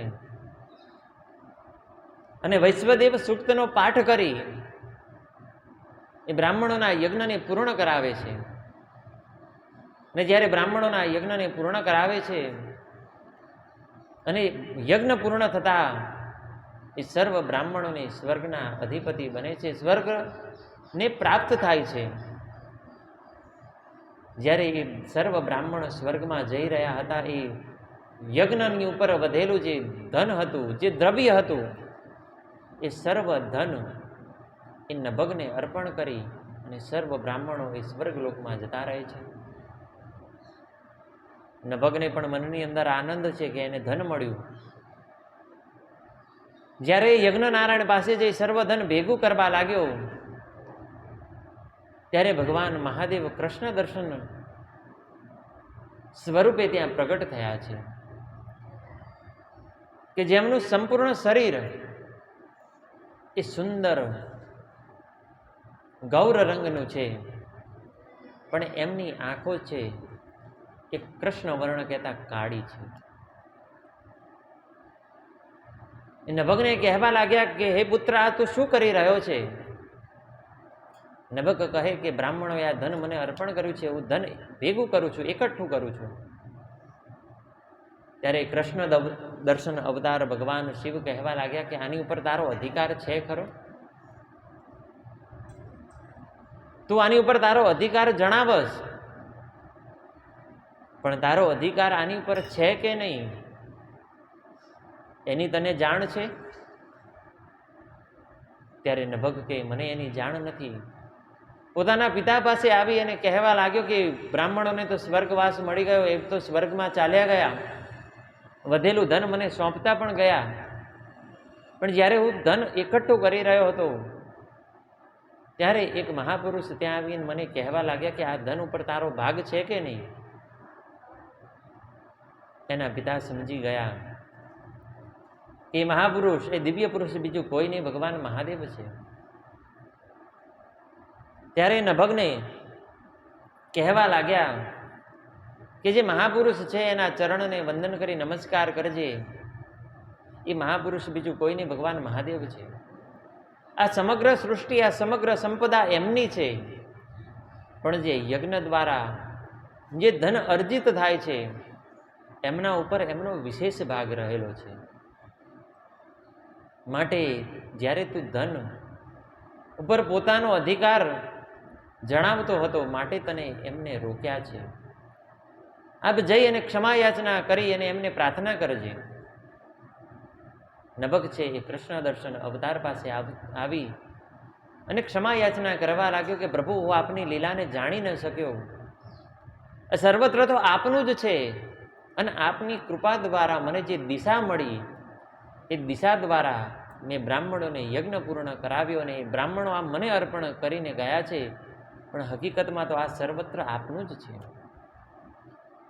નભગના આવા વચન સાંભળી ભગવાન મહાદેવ ખૂબ રાજી થયા છે, એટલે સંપૂર્ણ દ્રવ્ય એને અર્પણ કર્યું છે અને ચિરકાલ સુધી સુખ ભોગવવાનું એને વરદાન આપી અને ભગવાન અંતર ધ્યાન થયા છે. ભગવાનનું આ કૃષ્ણ દર્શન અવતાર પછી ભગવાનનો અવધૂત અવતાર આવે છે.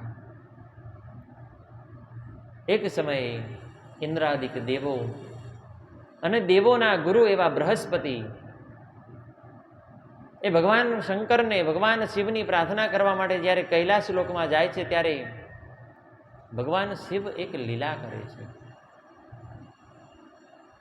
ભગવાન શિવ ઇન્દ્રાદિક દેવો જે માર્ગમાંથી જવાના હતા એ માર્ગમાં વચ્ચે એમનો માર્ગ રોકી અને વચ્ચે સૂઈ જાય છે.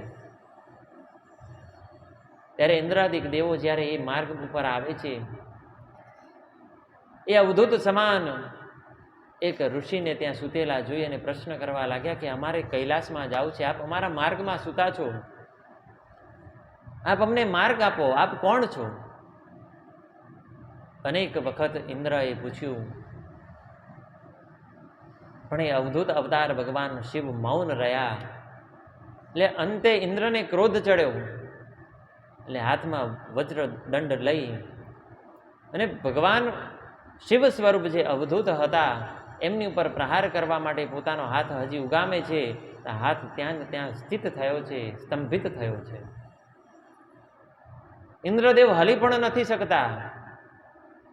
ભગવાનની આ લીલા જોઈ દેવગુરુ બૃહસ્પતિને સંપૂર્ણ લીલાની જ્યારે જાણ થઈ, ભગવાનના ચરણમાં પડી ક્ષમા માંગવા લાગ્યા. અને જ્યારે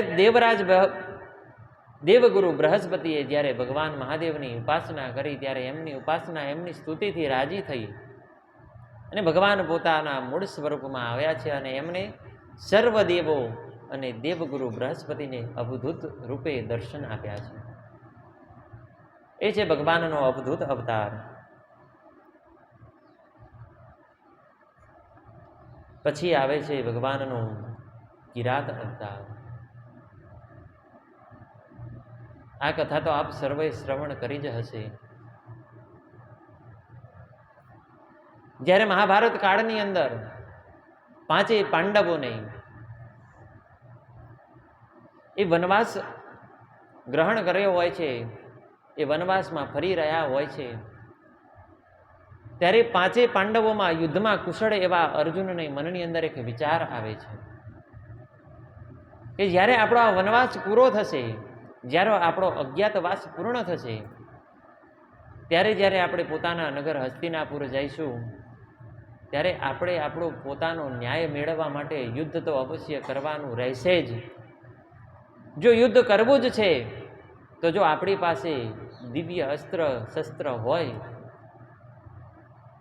તો યુદ્ધ કરવામાં આપણને કોઈ વિલંબ નહીં આવે. મનની અંદર એવો વિચાર કરી અને અર્જુન છે હિમાલયની અંદર ગયા છે. એ હિમાલય ઉપર જઈ અને ભગવાન મહાદેવનું એક સુંદર શિવલિંગનું નિર્માણ કરી અને ભગવાન મહાદેવની ઉપાસના કરવા લાગ્યા છે.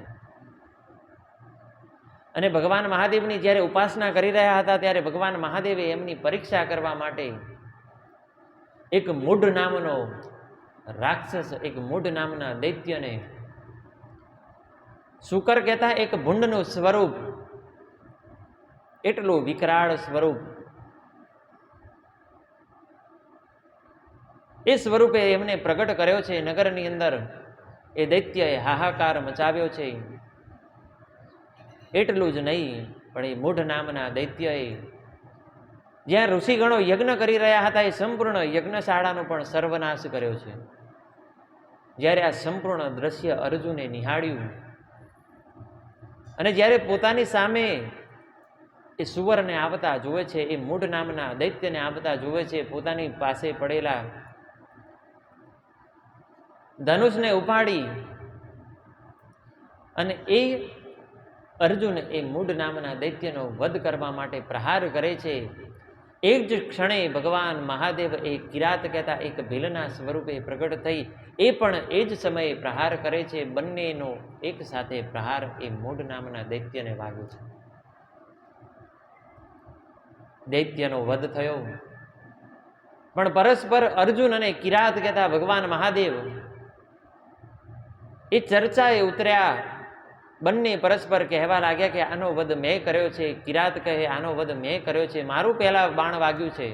અર્જુન કહે ના, પહેલા મારી દ્રષ્ટિ પડી અને મારું બાણ એને પ્રથમ વાગ્યું છે. કોણ યુદ્ધમાં શ્રેષ્ઠ છે એ જાણવા માટે અર્જુન અને ભગવાન શિવ જે કિરાત અવતારે હતા એ પરસ્પર યુદ્ધે ચડ્યા છે. અર્જુને અનેક શસ્ત્રથી પ્રહાર કર્યો, પણ પ્રહાર કરતા કરતા એક ક્ષણ માટે એ અર્જુનની નજર એ કિરાતની ડોકમાં ગઈ છે. અને જ્યારે અર્જુનની નજર એ કિરાતની ડોકમાં ગઈ ત્યારે પોતાનું ધનુષનો ત્યાગ કરી અને અચંબિત થઈ અને એ કિરાત રૂપી દર્શન કરવા લાગ્યો. એ મનની અંદર વિચારવા લાગ્યો કે જ્યારે મેં ભગવાનની ઉપાસના કરવા માટે, ભગવાનની જ્યારે તપ કરવા માટે ભગવાનના સુંદર શિવલિંગની રચના કરી, ભગવાનના સુંદર શિવલિંગ બનાવી અને એમનું પૂજન દરમિયાન જે મેં ફૂલનો હાર, ભગવાનની ફૂલની માળા જે પહેરાવી હતી, એ જ માળા આ કિરાતના ગળામાં છે.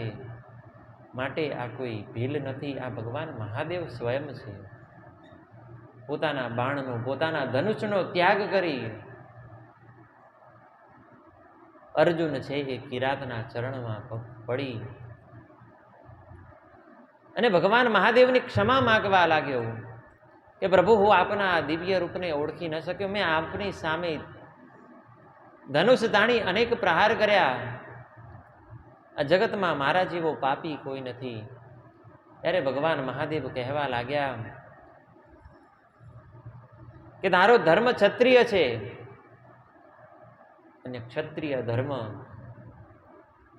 ને આધીન થઈ અને જ્યારે તું તપ કરવા માટે બેઠો ત્યારે મને મનમાં વિચાર થયો કે તું તારા ધર્મને તો ભૂલ્યો નથી ને. તારો ધર્મ છે સર્વનું રક્ષણ કરવા માટે શસ્ત્ર ઉપાડવું.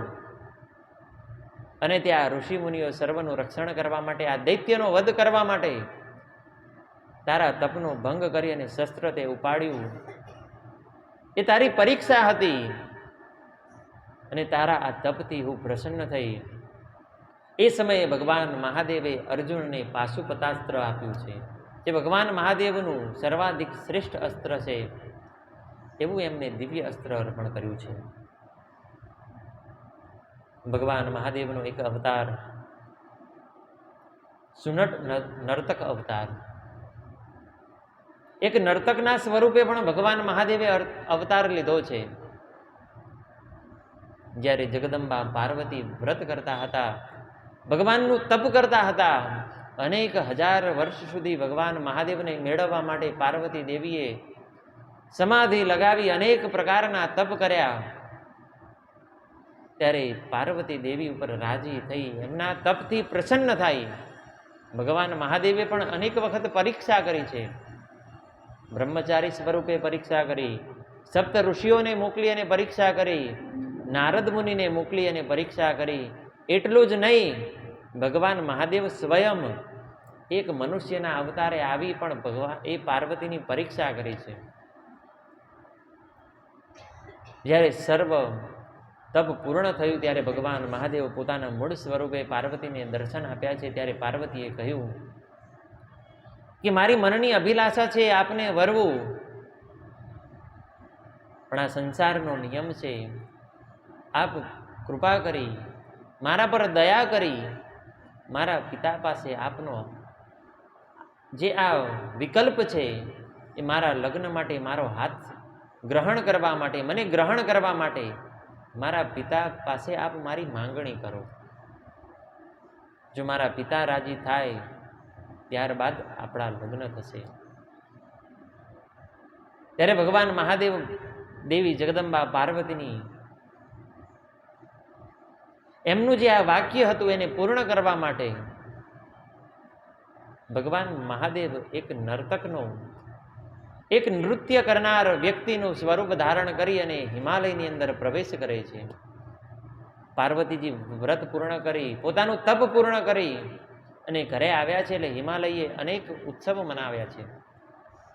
અને એ ઉત્સવમાં જ્યારે ભગવાન મહાદેવે નર્તક સ્વરૂપે નૃત્ય કર્યું છે, હિમાલય ખૂબ રાજી થયા છે અને કહેવા લાગ્યા કે હું આપની સાથે વાણીથી બંધાવું છું, આપના મનમાં જે કંઈ આવે એ આપ માગો, હું આપને ઇનામ આપીશ.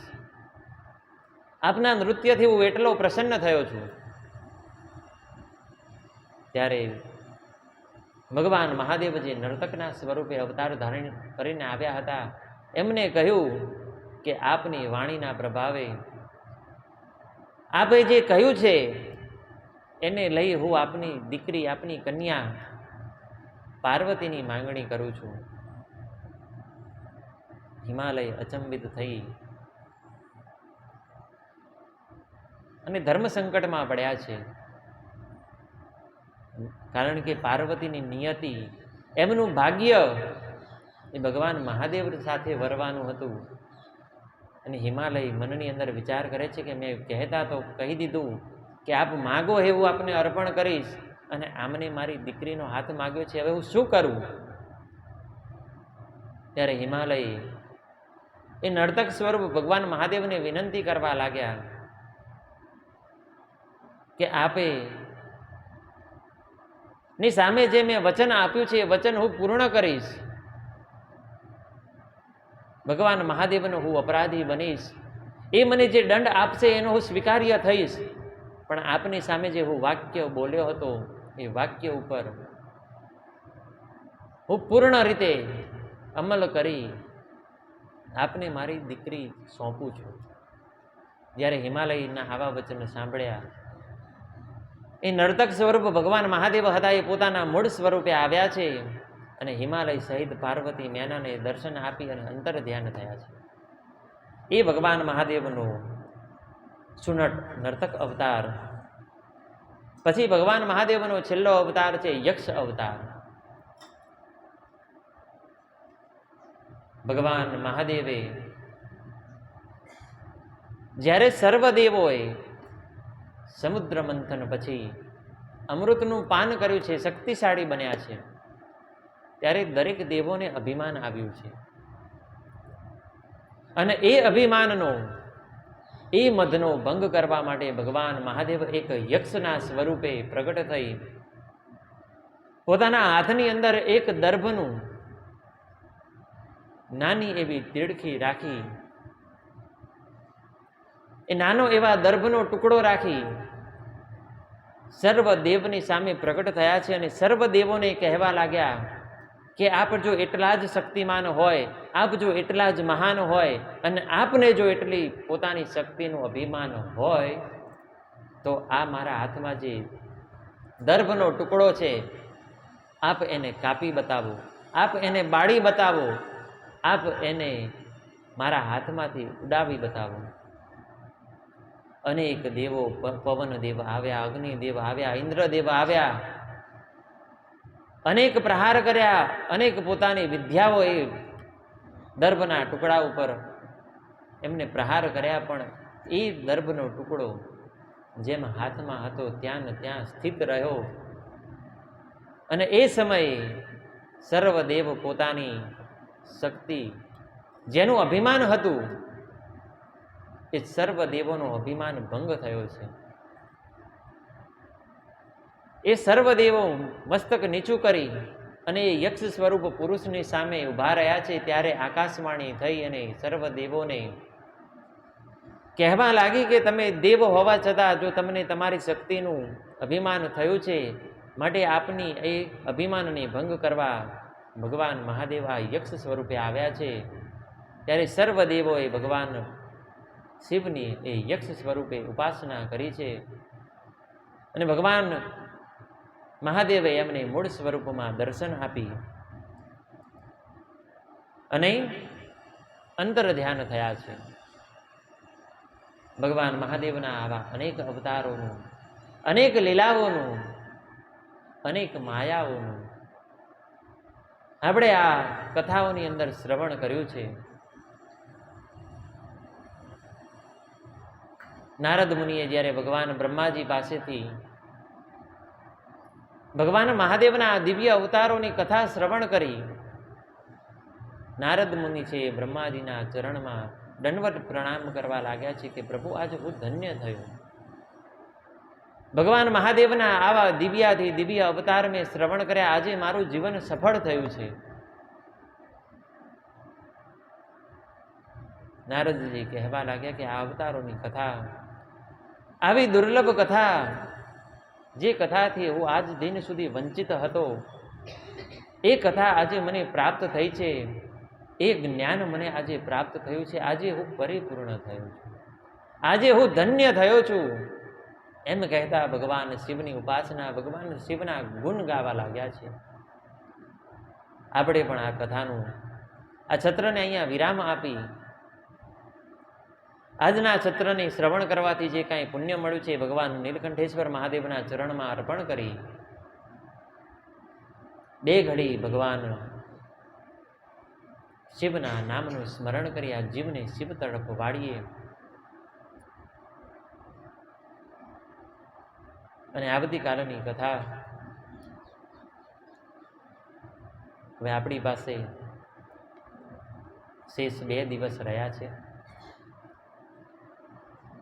કથાનો વિરામ કરવા માટે ભગવાનની કૃપા છે. મનની અંદર વિચારતો નથી, પણ સમયના જોગે અને પ્રથમ દિવસના જે સંકલ્પ અનુસાર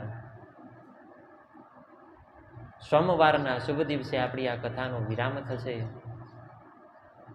સર્વ શિવ ભક્તોને જેના મનની અંદર અભિલાષા હોય, જેના મનની અંદર ઈચ્છા હોય કે પોથીજી ભગવાન મહાદેવનો આ દિવ્ય ગ્રંથ પોતાના ઘરે સ્થાપના કરી સેવા પૂજા કરવાનું જેને મનની અંદર એક ઈચ્છા હોય, કામના હોય, એ આપણે સોમવારના દિવસે એ પોથીજીની ઉજવણી કરીશું. જેને પણ એનો લાભ મળે એ લાભને લઈ અને ધન્યતાને અનુભવજો. બાકી આપણે સર્વએ આ 15 દિવસ ભગવાનના આ દિવ્ય પુરાણના ગુણગાન ગાયા છીએ. બાકી આપણે સર્વ ધન્ય તો છીએ જ. કારણ કે કથાના પ્રારંભમાં જ મેં કહ્યું છે કે અનેક જન્મના પુણ્ય હોય, આપણા અનેક જન્મના સદકાર્ય જ્યારે ભેગા થયા હોય ત્યારે જ આપણને ભગવાન શિવનું સાનિધ્ય મળે છે. અને આપણને તો શિવનું સાનિધ્ય, શિવની કૃપા એટલે હદે મળી છે કે શિવના સાનિધ્યમાં અને એ ભગવાનના પ્રિય એવા શ્રાવણ માસમાં અને ભગવાનને સૌથી વાલું છે એવા દિવ્ય પુરાણનું શ્રવણ કરવા માટે મળ્યું છે. આજની કથાના છત્રને વિરામ કરતા 2 ઘડી ભગવાનના નામનો આશ્રય લઈ આજની કથાને વિરામ આપું.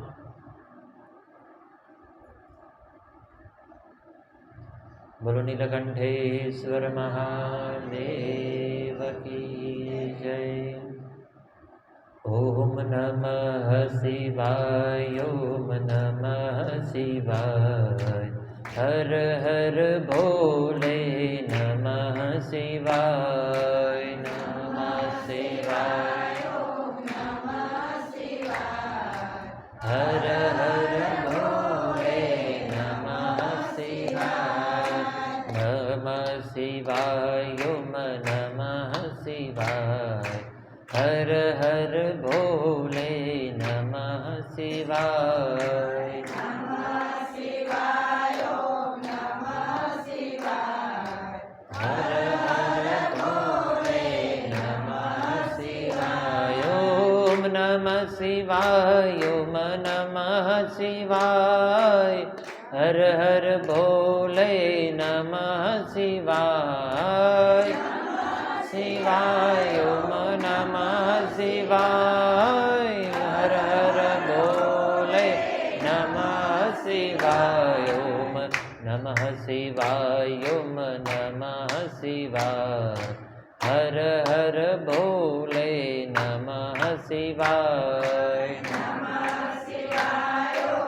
શિવાય, હર હર ભોલે નમઃ શિવાય, ઓમ નમઃ શિવાય, ઓમ નમઃ શિવાય, હર હર ભોલે નમઃ શિવાય, નમઃ શિવાય, ઓમ નમઃ શિવાય, હર હર ભોલે નમઃ શિવાય, ઓમ નમઃ શિવાય, ઓમ નમઃ શિવાય, હર હર ભોલે નમઃ શિવાય, નમઃ શિવાય, ઓમ નમઃ શિવાય, હર હર ભોલે નમઃ શિવાય, ઓમ નમઃ શિવાય, ઓમ નમઃ શિવાય, હર હર ભોલે નમઃ શિવાય, નમઃ શિવાય, ઓમ નમઃ શિવાય, હર હર ભોલે નમઃ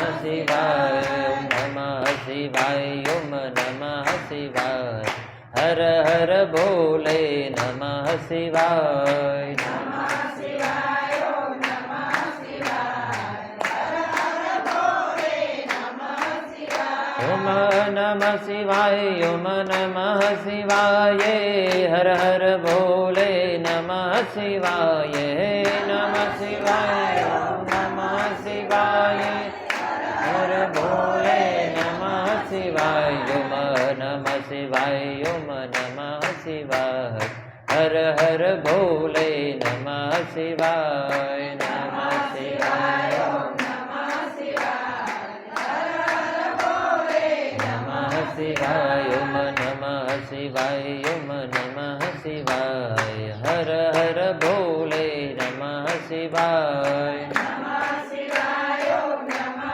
શિવાય, હર હર ભોલે નમઃ શિવાય. બોલો ગજાનંદ ગણપતિ ભગવાન કી જય, રામચંદ્ર ભગવાન કી જય, કૃષ્ણ કનૈયા લાલ કી જય, પવન સુત હનુમાનજી મહારાજ કી જય, સદગુરુ દેવ કી જય, જગ્યા ભૌમ કી જય, આજ કા નંદ गोविंद की जय। सत्य सनातन वैदिक हिंदू धर्म की जय।